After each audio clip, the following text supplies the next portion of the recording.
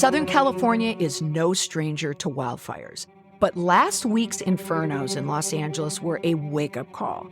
Thousands of homes destroyed, families displaced, a beloved landscape reduced to ash, lives lost. And at the center of this fiery storm, leadership meltdown. Let's break down the timeline of the crisis and why Mayor Karen Bass is facing sharp criticism for her handling of it. This week on the PR Breakdown, LA Mayor Karen Bass gives every leader a lesson in how ineffective communication creates ineffective leadership. This isn't just about one politician's travel plans. It's a stark lesson in crisis communication and how quickly trust can erode when those in charge fail to connect with the people they serve. Now let's set the timeline. January 4th, the National Weather Service issues a fire weather watch, warning of critical fire conditions due to strong Santa Ana winds and dry brush. On the same day, Mayor Bass travels to Ghana as part of a U.S. delegation to attend the inauguration of the country's new president. January 5th, weather watches upgrade to warnings. January 6th, National Weather Service warns of, quote, particularly dangerous situation, end quote, due to extreme fire risk. According to reports, Bass was warned about the Santa Ana winds and was advised to stay in the city for the potential emergency. However, she instead carried on with her plans to travel to Ghana. January 7th, several wildfires erupt, Palisades and the Eaton fires.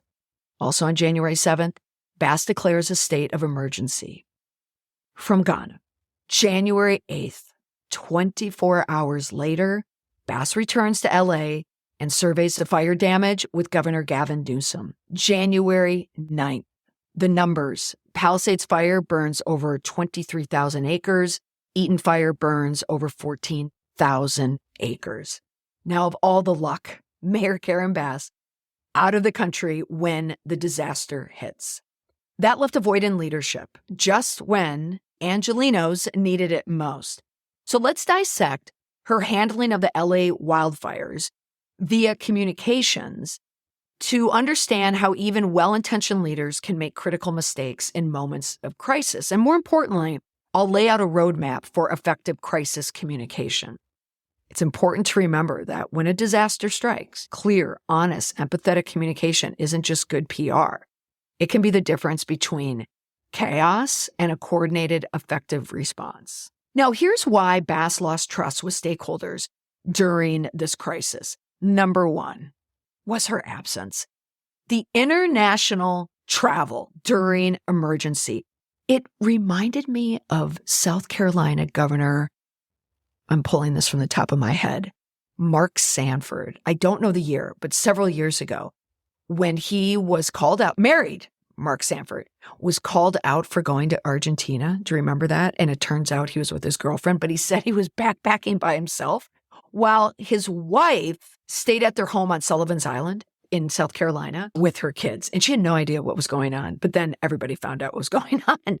Something else that just popped in my head, it also reminds me, it's probably closer aligned with this, is when the governor of Texas, Greg Abbott, was out of town. He was in China, I believe, on a trade mission when a Category 1 hurricane barreled into Texas. Well, it didn't even barrel into Houston. It was a Category 1. The CEO of CenterPoint Energy did a horrible job trying to explain why there wasn't any power in Texas. That crisis for Governor Abbott absolutely coincides. It links with this one. And the difference is Governor Abbott fought back. And that was during a time where he was having a pissing match with President Biden, who was coming off those horrible debates. So it became political. But this is very similar when Bass was out of town. And unlike Abbott fighting back to deflect from the fact she was out of town, Mayor Bass froze in the moment of her crisis. Now, it is worth noting that Bass did declare a state of emergency from Ghana, but the optics of her being away were terrible. Her return was met with anger and calls for her resignation. And Bass did what leaders often do, defended her actions. She claimed that she had been in constant contact with officials that she had taken, quote, the fastest route back, end quote, to Los Angeles. But the damage was clearly done. Now, I'm going to play the video that put the mayor deep, deep into a crisis hole. Now, you are only listening to this podcast, and trust me when I say watching it is far more painful. I mentioned that I talk about Governor Abbott and the CenterPoint Energy's response in one of my keynotes. I am now adding this video to my keynote. So I'll just insert it like a quick ad in here. If you have annual meetings, leadership annual meetings, and you want me to speak about breakdown in leadership and how to build up from that, how to come back when the critics are overtaking, you can reach out to me. I have a link in the show notes, but this video is going into that keynote. The sound of this news clip is a reporter asking the mayor about her trip. I'll give you the visual in one sentence. Deer in headlights. So she's departing the plane, and you know how the jet bridge comes up to planes. Typically, you would walk the jet bridge to go into the airport, but as an official, she's going to step onto the jet bridge, and then she's going to go straight out that door where the luggage typically goes when you're boarding a plane, and the jet bridge operators are taking all the luggage off. So she's waiting for that door to open, but you need a jet bridge operator to open the door. So she is just standing there in silence. Take a listen. Do you owe citizens an apology for being absent while their homes were burning? Do you regret cutting the fire department budget by millions of dollars, Madam Mayor? Have you nothing to say today? Have you absolutely nothing to say to the citizens today? Elon Musk says that you're utterly incompetent. Are you considering your position? Madam Mayor, have you absolutely nothing to say to the citizens today who are dealing with this disaster?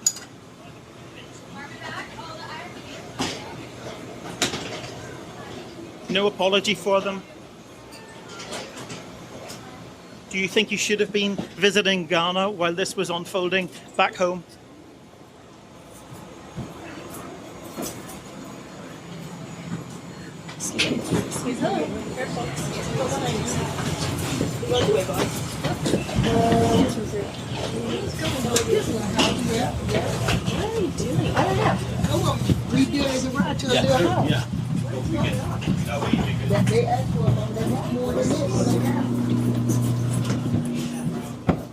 Madam Mayor, let me ask you just again, have you anything to say to the citizens today as you return? No.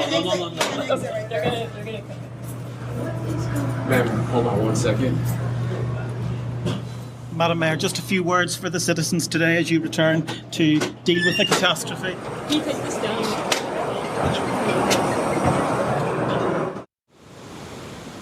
No comment is a reputation death sentence. I could end the episode right here.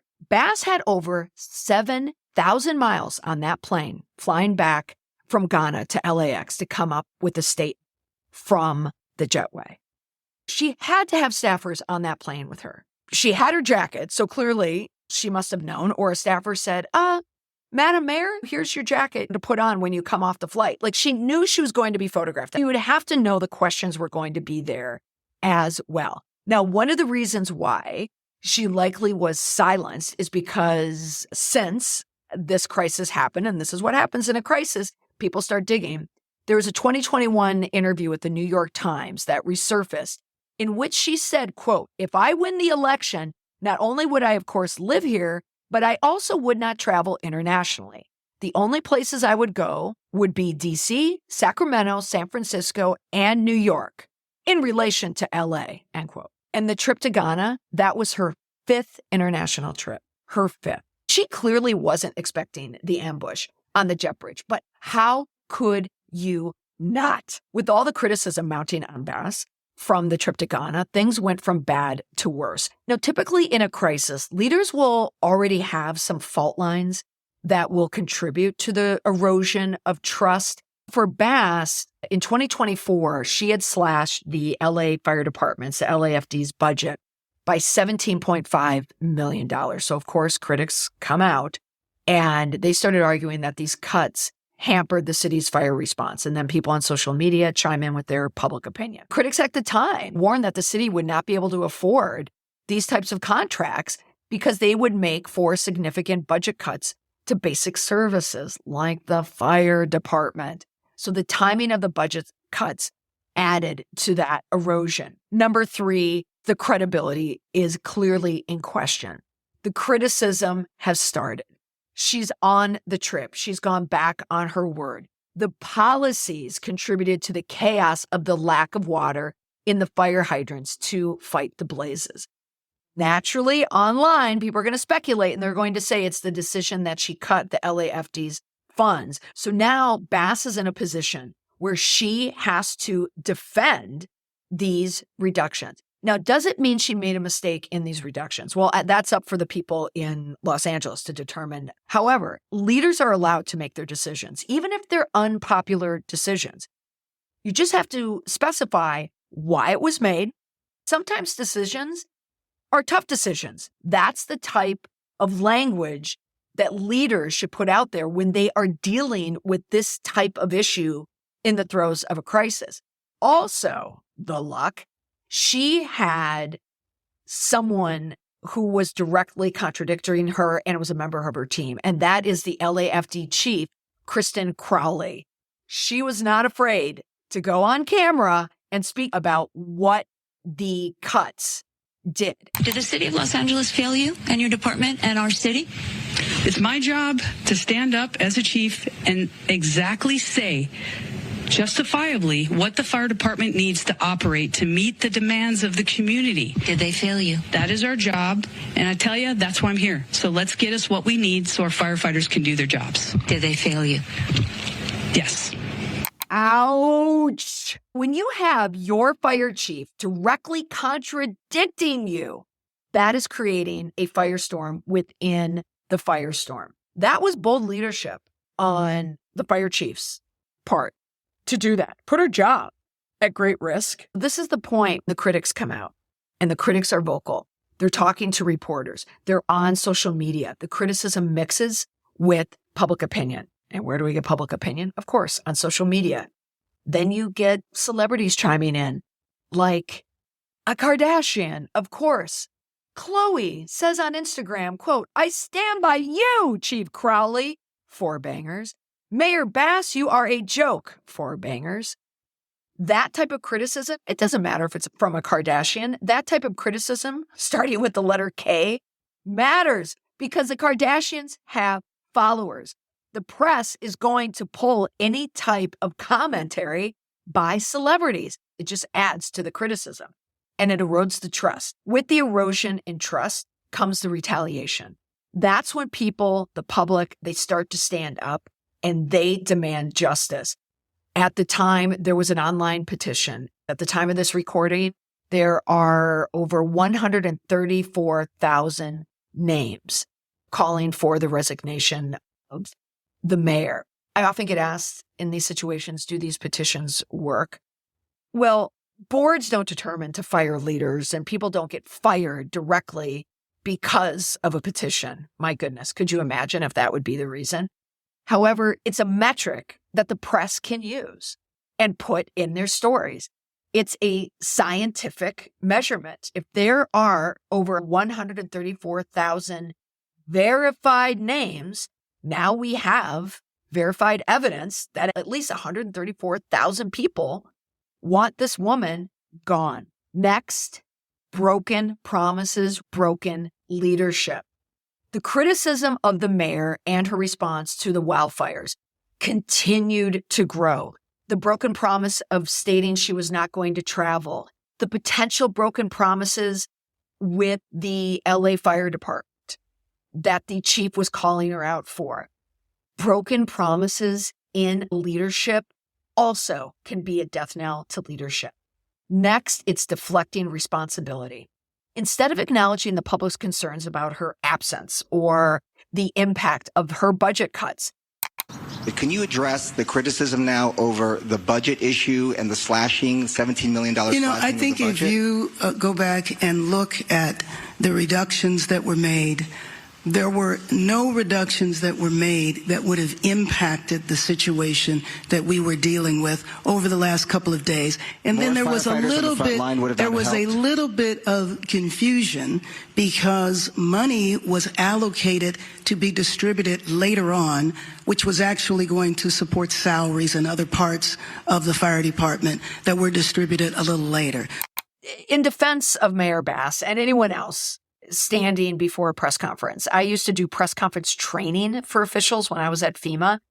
It's important to have optics match your words because people watch press conferences. They don't necessarily just listen to them. They watch them while listening to them. So if your words are discordant with the optics, people are going to defer to the optics. So if I'm going to speak about her fault lines, I have to speak about why she is at a disadvantage right out the gate. Next, number 6, a lack of empathy. Her initial statements lacked the emotional resonance needed to connect with a community reeling from a disaster. Her emphasis on resisting efforts to pull us apart and being more focused on political unity than acknowledging the real pain and loss faced by Angelenos, people in the area, that lack of empathy can also erode trust. So now let's focus on the key lessons in crisis communication. What could Bass have done differently? These are the key takeaways for anyone in a position of leadership when a crisis hits. Number 1, show executive presence. Females, people identifying as females, minority, anyone who's not an experienced white male behind a microphone has a disadvantage. That's why you have to find the ways to show more executive presence where you can. 2, you have to take ownership. And that means you have to name the criticism. If people are calling you out for a fault line and it's true, you have to address it. She should have addressed the fact that she was out of the country. Even if people were going to blame her and still come at her for doing it, she needs to go on the record and explain why. Instead, she was a deer in headlights. That is going to follow her straight into the election. She prioritized the protection of her name over the reasons why she chose to go to Ghana during the middle of growing crisis. 3, be present. Literally impossible. That means be on the ground, be visible, be engaged. So she's already broken a promise by traveling out of town, but she's going to a presidential inauguration. Let's say that's already out in the press and people are already talking about it. She could use that as a talking point. I was at the airport heading out. That's true. I was heading out for an inauguration. But then I was keeping up to date on the potential of a crisis, and I pulled back and we came back to the city. So I could help prepare in case something happened. And something happened, and that's why I'm here. Next, you have to acknowledge concerns, address the elephant in the room directly. She should have acknowledged them head on. A simple, heartfelt statement expressing regret for the timing, emphasizing her immediate focus on the crisis, could have gone a long, long way in dampening that storyline. Next is just showing empathy. This is not a time for scripted talking points. People need to see and hear that their leaders understand and share their pain. Use clear, direct language. Acknowledge the impact of the crisis on individuals. Bass could have done so much more to express genuine sorrow for those who lost loved ones, their homes, their livelihoods. Understandable that as a leader, you don't want to go off message. In this environment, critics will bury you. So you want to make sure that you're on message. However, it is very difficult to go off message when you're talking about compassion. How difficult is it to be a mayor and say that you are hurting? You were just driving around Los Angeles. Talk about what you saw. Talk about the pain. Talk about how it makes you feel. I am sickened by what happened. Driving around Los Angeles, getting out, talking to the victims, talking to the firefighters. Our city is in ruins. Okay, I just pulled a quote from Bruce Springsteen, but it's not that difficult to do. Next, be transparent, be accountable. Don't shy away from difficult questions. Bass's attempts to downplay the LAFD budget cuts and defer accountability only made her appear defensive and untrustworthy. A more effective approach is to acknowledge the budget realities, explain the difficult decisions that were made, and pledge a thorough review of the city's fire preparedness after the crisis. Don't say you're examining everything after the crisis, because there are things that you can examine right there on the spot. But going through a budget, going through those decisions, the public, the press, they should understand now's not the time for me to do accounting. I'll get to that. We'll talk about it. But right now, my focus is on the city and the Angelenos who are suffering from this fire. Finally, the focus should be on solutions. Own it, explain it, promise it. People want to see their leaders taking action. She could have used her platform to highlight the specific steps being taken to fight the fire, support evacuees, and address the immediate needs of those affected. She did this much, much later. Those could have been her talking points as she was standing on that jetway like a deer in headlights. The bottom line, Bass is going to have a lot of difficulty in a re-election if she chooses to run again. She has lost the trust of stakeholders. She was literally backed into a corner. For all leaders, if you do not have the trust of stakeholders, then you are backed into a corner. These LA wildfires highlight a critical truth. Managing a crisis isn't just about handling the event, it's about maintaining trust.